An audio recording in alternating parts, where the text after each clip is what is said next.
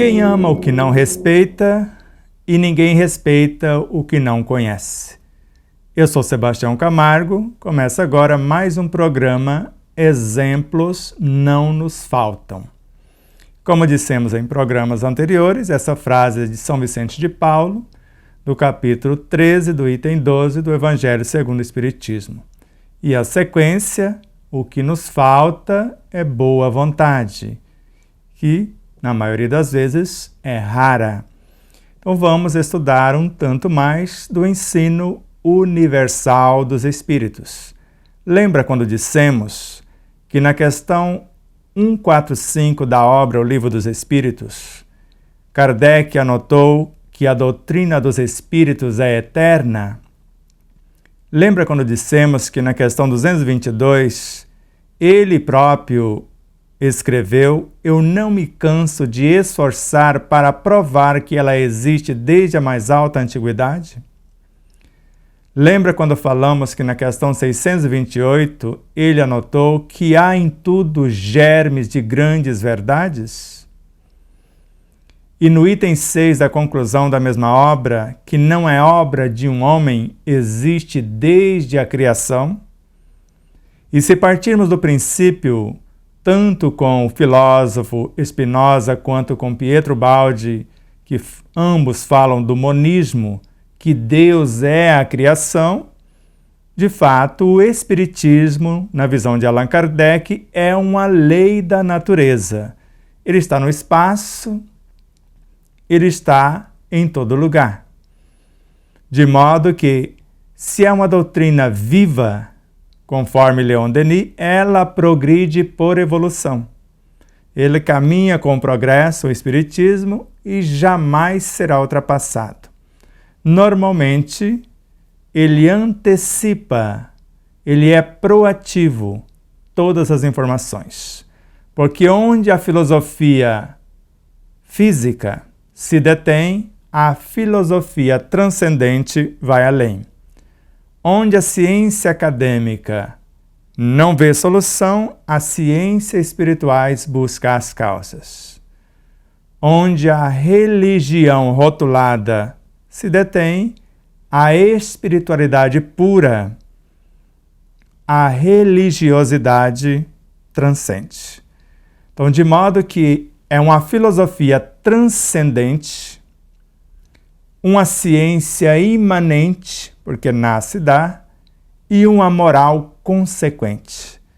E o que via de regra nós chamamos de evangelho, não é só um dos tripés. Evangelho é as três coisas juntas. Porque veja, o Espiritismo é a ciência da religião. Falou de dois tripés. É a religião da filosofia. Já apareceu o terceiro. E a filosofia da ciência. E se o Espiritismo é o cristianismo redivivo, então, Espiritismo ou cristianismo ou Evangelho é ciência, filosofia, religião. Isso mesmo. Você já conseguiu estudar o Evangelho sem filosofar? Porque a filosofia é que estuda. Você já conseguiu compreender o Evangelho sem cientificar, exercitar a ciência para tomar consciência da situação?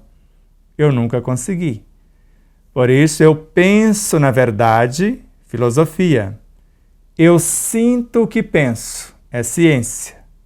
Eu vivo o que falo, é a parte moral. Então é uma filosofia transcendente, ao mesmo tempo, uma ciência imanente e uma moral consequente. Por isso que Allan Kardec falou, é uma doutrina é uma doutrina filosófica com bases científicas e consequências morais. De modo que estudar o Espiritismo como ensino universal dos Espíritos, como nós percebemos no Livro dos Médiuns, que o próprio Kardec nos recomenda a estudar de tudo, os prós e os contras, e não ficarmos limitados nem a um único sistema e nem a um único autor. Então, ele nos dá a liberdade porque é uma doutrina de liberdade. Ela não impõe, ela propõe. E o que propõe é baseado em fatos e experiências morais. Assim, disse-nos Leon Denis, o apóstolo do Espiritismo. Então, de modo que para estudar a doutrina, Allan Kardec recomenda: o sábio, para estudar algo que ele desconhece, ele deixa de lado o seu saber. Porque um estudo novo não se faz com ideias pré-concebidas. E segue o codificador nessa mesma lição que está no item 7 da introdução do Livro dos Espíritos. Há pessoas que pensam que a verdade foi feita só para elas. Então, por mais que estudemos e comprovemos que tudo está nesta base, que nós chamamos a obra kardeciana, se assim podemos dizer, mas ele não gostaria que assim fosse. Então, esta obra é estruturada, organizada por uma das mentes mais lúcidas da própria falange Espírito da Verdade. Então, um dos mais lúcidos discípulos de Jesus, na visão de Emmanuel. Então, o trabalho mais complexo foi o de Allan Kardec. Então, sem esta mente, que é de um filósofo renomado, um escritor, pesquisador e, ao mesmo tempo, pedagogo, estudou com Pestalozzi no Instituto de Yverdon, na Suíça, e, ao mesmo tempo, um cientista nato e renomado, não só nato de trazer em si, mas acadêmico, e também tornou-se um religioso ímpar, de modo que estudar a obra que esse missionário deixou é estudar o ensino universal dos Espíritos. Isso mesmo. Está na obra o Evangelho segundo o Espiritismo. A função primacial dos Espíritos é estudar o Evangelho ou os ensinos do Cristo, comentá-los e adequá-los e colocá-los ao alcance de todos. Não disse de espíritos humanizados, pré-humanos, animais, vegetais, animais ou outro, disse de todos. E esse ensino tem uma característica própria, 2 pontos, grifado, em itálico a frase. É universal. Qualquer um, letrado ou não, cristão ou não, tenha ou não uma crença, pode recebê-lo. Porque os Espíritos do Senhor, como as virtudes dos céus, se manifestam como um grande exército por toda parte. E na obra O Céu e o Inferno, ele narra mais uma vez: o Espiritismo congraçará todos os credos, como já está acontecendo naquela época. Hoje, em parte, fazendo convergir as ideias que visam o interesse de todos. No futuro, uma completa fusão. O que é uma completa fusão para você?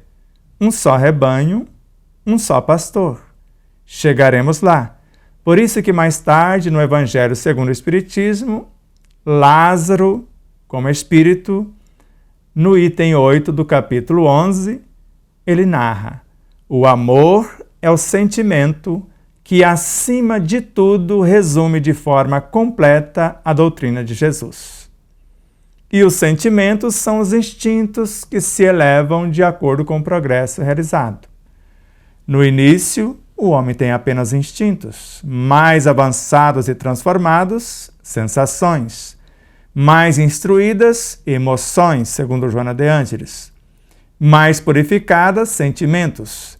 No ponto mais delicado desses sentimentos surge o amor que reúne e condensa todas as sublimes revelações, a lei. E, ao mesmo tempo, vemos na obra A Gênese ele afirmar que o Espiritismo caminha com o progresso e jamais será ultrapassado. Ele assimilará sempre todas as doutrinas saídas do domínio da utopia, transformadas em verdades práticas. Se assim não fizer, ele se suicidará, cessando de ser o que é uma doutrina progressista ou progressiva, que progride por evolução. Se a ciência demonstrar que ele está equivocado em um ponto, modifica-se este ponto, mas até hoje não aconteceu isto. Se ela trouxer novas revelações, ele as aceita. Só que até agora é ele que traz as revelações e a ciência, meio século depois, quase um século, que vem comprovar a veracidade dos fatos. Assim como enxergamos na obra de Maria João de Deus, que viajou da Terra para Marte, Júpiter, Saturno, outras constelações e até galáxias, nas quais ela encontrou sistemas solares com 3 sóis. Na época, creio que ela não foi no sistema estelar de Capella, que tem 4 sóis. Mas esse com 3 sóis, a ciência levou mais de 80 anos, parece que 85 anos exatos, para comprovar a existência. Hoje sabe que Capella tem 4 sóis. De modo que é uma doutrina que nos ilumina com o conhecimento, nos esclarece através da ciência, porque nos ilumina através da filosofia, com o conhecimento, nos esclarece através da ciência, para que nós nos libertemos através da vivência da parte moral. Então, quando nós falamos um código de ética, é um conjunto de normas, normas enobrecedoras para a iluminação do ser. Isso quando falamos dessa ética transcendente. Quando falamos de moral, é a vivência ou a obediência dessas normas na vida prática. Então, quando falar um código de ética e moral, é essa carta magna, que nós chamamos de evangelho, filosofia, ciência e a parte moral. Juntas, o evangelho do Cristo. De modo que, se estudarmos, se compreendermos e aplicarmos o conhecimento, nós nos libertaremos do sofrimento com certeza. Porque na própria obra, nós vemos no Livro dos Médiuns como criarmos átomos, alimentos e medicamentos. No Evangelho segundo o Espiritismo, vamos mais além. Vamos interagir com os fluidos, conduzindo-os para o bem, usando a nossa vontade, o nosso pensamento, qualificando-os e realizando verdadeiros prodígios. Na obra O Céu e o Inferno, ele nos ensina que a prece é uma magnetização por meio da qual interagimos com quem sofre ou até no nosso próprio organismo, se com quem sofre desencarnado ou não, ou encarnado ou desencarnado. Ele recomenda, no caso lá, a assistência estava sendo dada a um desencarnado. E curioso é que ele, depois de assistirmos, de dissociarmos essa energia, desintegrarmos e tirar da estrutura psíquica do desencarnado, ele recomenda que invoquemos a consciência do indivíduo, o espírito do indivíduo, e com palavras bem conduzidas, amorosas, levá-lo ao arrependimento, porque na própria obra tem o Código Penal da vida futura. E um dos itens é: eu me arrependo e depois vou expiar, porque a consciência vai pesar após o arrependimento, porque eu vou lembrar do que fiz. E depois precisa haver a reparação. Então, se eu levei essa pessoa ao arrependimento, agora ela toma ciência e vai ter um novo recomeço, uma nova etapa vivencial. Está entendendo até aqui? Então, nós estamos recapitulando os 3 programas iniciais e os 3 sequentes, falando da obra e, tecnicamente, do autor, que nós falamos Allan Kardec. Mas o autor da obra é o Cristo, a falange Espírito da Verdade. Ele, o Espírito de Verdade. o líder. E a falange, o espírito da verdade. Isso é Bezerra de Menezes. E colocamos na obra O Despertar da Consciência do Atma, o Anjo, com Bezerra de Menezes. Então, o espírito de verdade, Jesus, o Cristo de Deus. O espírito da verdade, a falange, cujo um dos membros, Allan Kardec. Ele encarna, a falange fica fora do corpo, vários médios lhe assessoram para que ele trouxesse a mensagem do plano espiritual e materializá-la aqui. A ele coube, segundo ele, na Revista Espírita, em A Gênese, ordenar o que os espíritos ditaram. Nem as pequenas notas de rodapé, porque certa feita, ele começou a fazer aquelas notinhas de rodapé que nós conhecemos, e num dado momento houve umas pancadas na parede. Ele para, e com a esposa, Amélie, eles vão procurar de onde estavam vindo as pancadas e não acharam nada.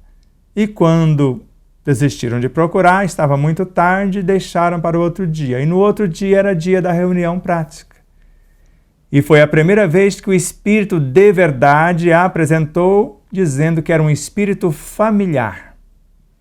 Somente mais tarde, ele veio descobrir que esse espírito familiar assinou no Livro dos Médiuns uma mensagem com o nome de Jesus de Nazaré. E a mensagem foi transplantada para o Evangelho segundo o Espiritismo, como já dissemos, no capítulo 6, agora assinada pelo Espírito de verdade.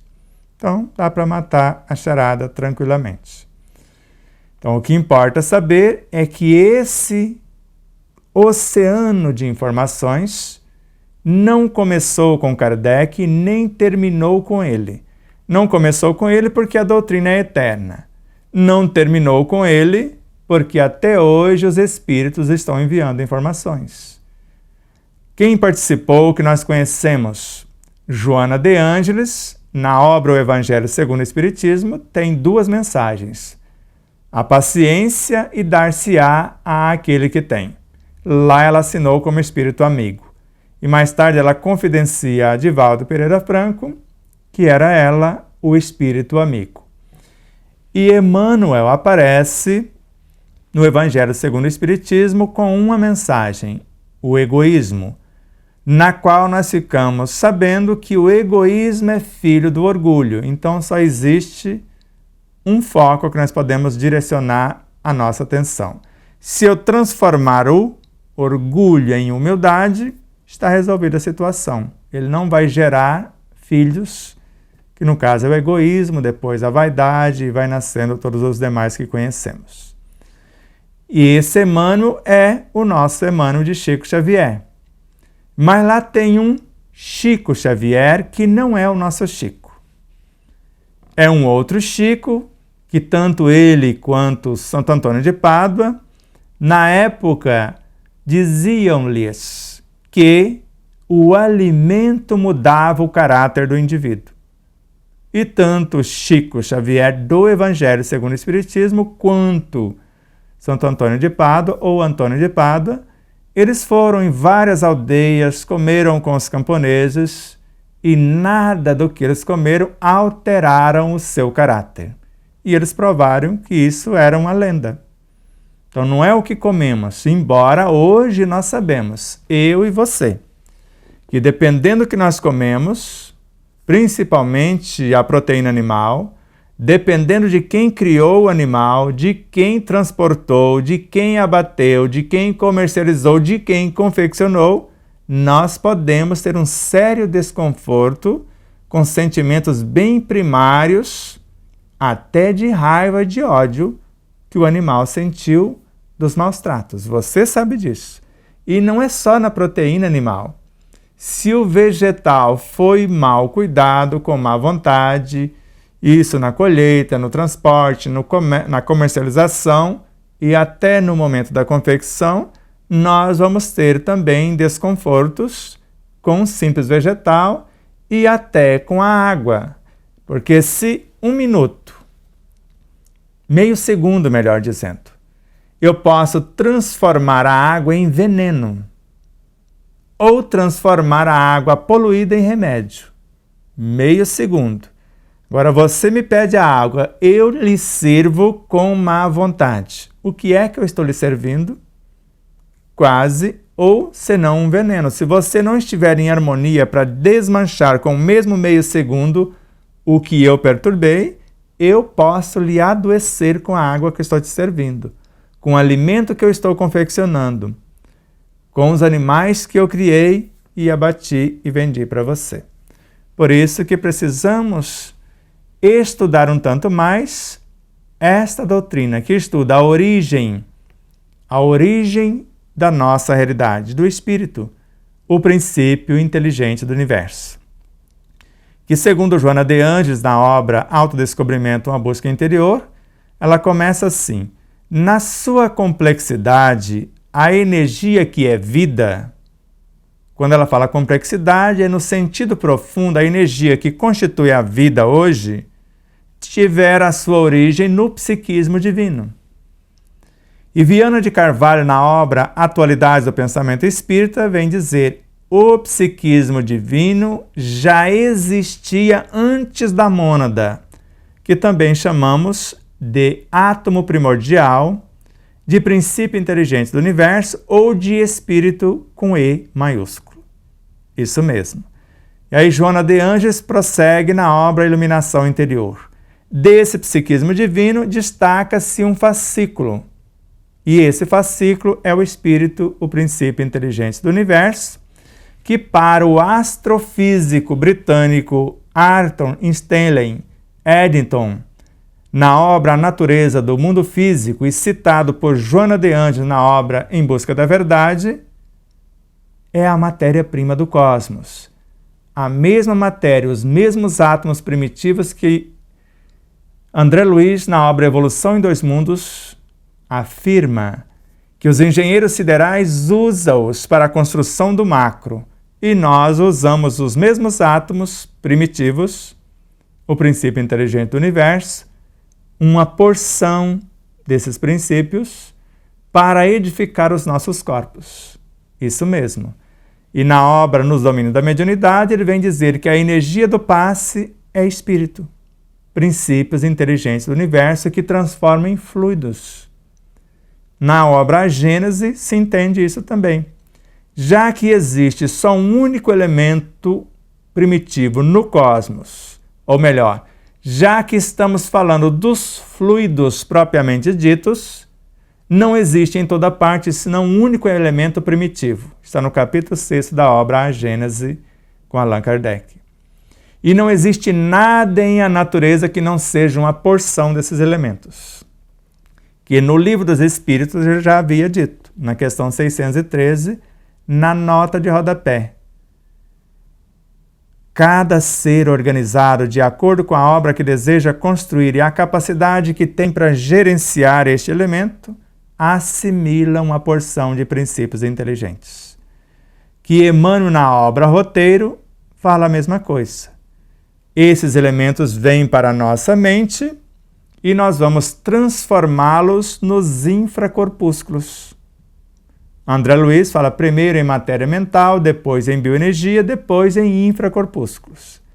E na obra Seara dos Médiuns com Emmanuel, quando essa energia sai da minha mente, que eu atraí, segundo Leon Denis em O Grande Enigma, gravei nessa energia, a minha inteligência, os meus sentimentos. Quando ela chega no meu cérebro, segundo Emmanuel, eu vou exteriorizar para reparar o meu corpo princípios inteligentes ou matéria mental. Então, é esses princípios inteligentes que formam os fluidos, que formam a matéria mental, que formam a bioenergia, que formam os infracorpúsculos, o mundo infraatômico, subatômico, intraatômico, molecular, celular, todos os reinos, até chegar no homem a caminho da angelitude. Entendeu tudo? Eu não entendi quase nada, mas está ficando até legal o enredo, percebe? Então nós vamos parar um instante para você respirar E nós voltamos ainda estudando um tanto mais, e agora vai chegando outros cenários. Nós não vamos ficar no exemplo não nos falta somente num autor em cada programa. Nós vamos falar da doutrina dos espíritos e citando os espíritos que contribuem com essa maravilhosa doutrina. Nós tentamos nesta obra sintetizar a doutrina na sua parte filosófica, científica e moral. Então, mais de 1.700 obras. Exatas, 1.723 obras foram estudadas no plano físico e no plano astral para confeccionar esta obra. No original, ela tem 23.743 páginas, esta obra. E aqui tem mais ou menos 400 páginas com conteúdo. Então, se quiser adquirir, o despertardaconsciência.com.br é o site para a venda a varejo, assim como nas palestras também vendemos, e para grupos de estudos. Mas se for por atacado, no site megalivros.com.br, que é o distribuidor oficial da obra. A editora Liberdade e Consciência fez essa roupagem, tanto no aramado, né, com airô, quanto o capa dura com costura reforçada. Então, esse trabalho da editora Liberdade e Consciência. Mas a editora do livro, a editora O Despertar da Consciência, tem a logomarca aqui.